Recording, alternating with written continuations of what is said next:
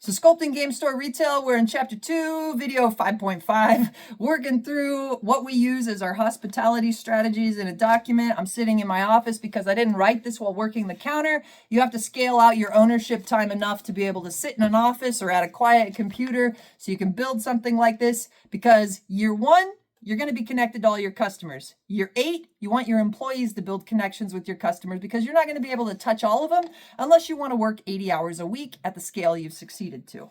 So we talked a little bit about greeting each customer, and I'm on bullet point down here. I guess it's, the second main one. Main point 2. No matter what tasks you have for the day, a new customer should get personal attention, and you should try to get out from behind the counter to talk and create personal connection with the new customer. New customers are really important. Now, the guy that's returning for the 15th time for his Warhammer, he already knows you. He's already talked to you a little bit. He might want to engage in conversation. Great, do it. But don't pester him, right? Like our regular customers that know what they want, we're not supposed to be like, hey, I'm extroverted and you're at a game store and I'm going to force you to talk to me because I'm in the people business and I'm right here. That's not where we're at. We know we're working with introverts. We know sometimes we've got a whole range of personalities, a whole spectrum of different preferences. We don't force hospitality on people that we know they're going to find what they want in the store. But a new customer needs to have a greeting and a connection. We help our customers connect as part of our customer service. And one of our best customer connection tools is referring people to our Facebook groups. Now, there's options like Discord or whatever, and I honestly do not, as an owner, I do not desire to engage in a Discord chat where people can say whatever they want, because they're going to ask me for deals, bargains, ask me to bring in this stock that they want that's really kind of risky for me. They're going to complain about this or that. And so you can manage and connect without being involved in the nitty-gritty of people talking every 5 minutes. You don't have to do that. You can. Some people are really successful running connections through Discord, but we've used Facebook groups for a long time. And that longevity actually really helps, and I'll explain why in a little bit. One of our best tools is those Facebook groups, right? And we want to try to get every customer that walks in to be potentially plugged into our social media. Connecting on Facebook is the best place. Going to YouTube to check out these videos, or going to Instagram. But what we want is not us. We don't necessarily want our brand to be the main thing they connect to. But a new customer, especially somebody that's moved new to town or is new to gaming, we want to make it easy for them to find people with similar interests, to build friendships, or to find people they can ask real questions to, so that, they don't only have to rely on us. They can rely on us. We're pretty friendly, but that they can see who might share interests, because our products are not just products for one person. Oftentimes, they're products that can connect you to real life experiences. And we want that to be one of the most valuable services we offer. We have some fixtures that came from a Hastings that went out of business. Hastings is real big. You go in, you come out, they put tables in towards the end, but a friendly local game store, one of the things we sell without selling it is connection to other people. It is embedded into our mission, it's embedded into our product, and it's embedded into our procedures. And what we build for those procedures to work, the framework of having Facebook groups, allows a new person who's just getting into Pokemon to say, hey, we've got a Pokemon professor that works with our club on Thursdays, and he'll teach you for free. And if you want to go look at the Pokemon Players of Mindsculpt Games Facebook group, you can see about 120 people that have been in this store that have either bought Pokemon product here or played at our tables that are like real locals. And you can see if you know anybody, or you can say, hey, I'm looking to trade this, or hey, would anybody like to pick up a game? And you can make your hobby have human connections that build eye contact, that have those relationships. And endorphins, there are video games and cell phone games that go right after our brain in pushing those endorphins through. And then there's natural human connections that really build long-term endorphin stability and happiness. And those Facebook groups really could help connect people, and they're so important. So we've built, Facebook groups for Dungeons and Dragons, Magic the Gathering, Pokemon, Yu-Gi-Oh, board games. HeroClix kind of died off, but we built it, right? Legend of the Five Rings, same thing, but Warhammer, Force of Will, puzzle enthusiasts. If we can help people connect, we can make our products more meaningful. If you can share the experience you like, happiness is more likely to follow or follow in different ways. And we want people to be genuinely happy with what they get here. And that is why we don't want to run a business that fails and the community just goes craters, flat. We want to be able to have people buy our products here and be interested in it and engage in a hobby, where maybe they paint Warhammer in their basement, but then they also find people on the Warhammer Facebook group and they play games. And occasionally they're playing in our, Grow an Army League at the store, but that they get the chance to make their interest turn into possible human connections where their interest can be shared. That's a true value of Daniel and I running this business. We want to imbue it to all of our employees, and we want them to make it easy for our customers to feel that too.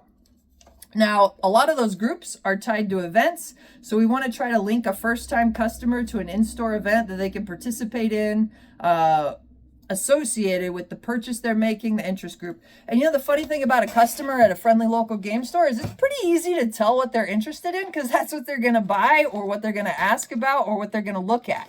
So where they walk in the store, that's a clue. I have an idea of what you're interested in. And then those conversations are actually pretty easy, especially the longer you work in a game store, the more interested you are in the games.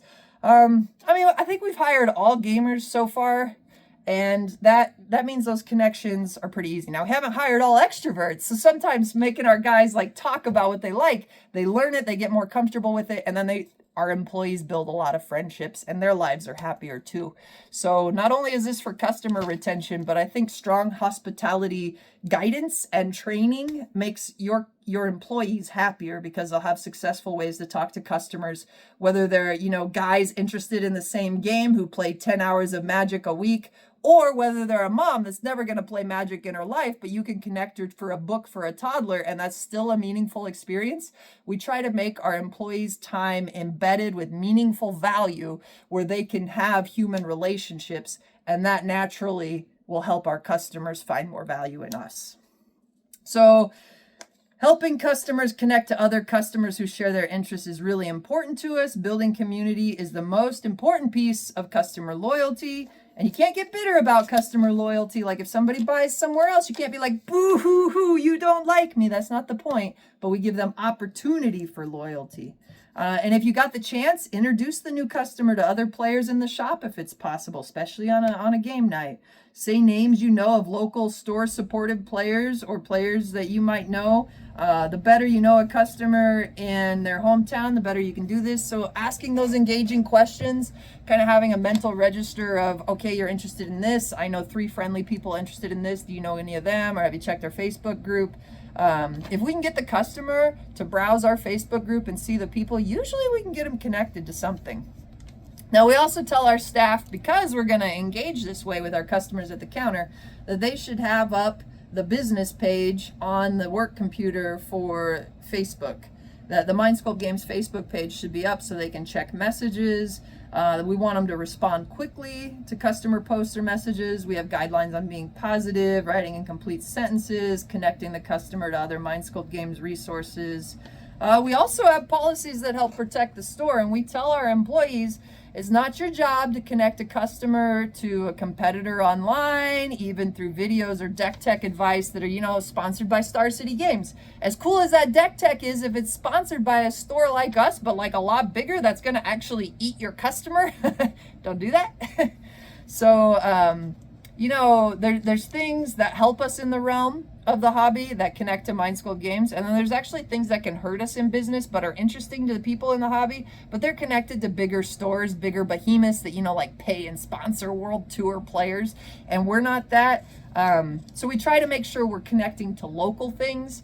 And here's the truth about hobbies too.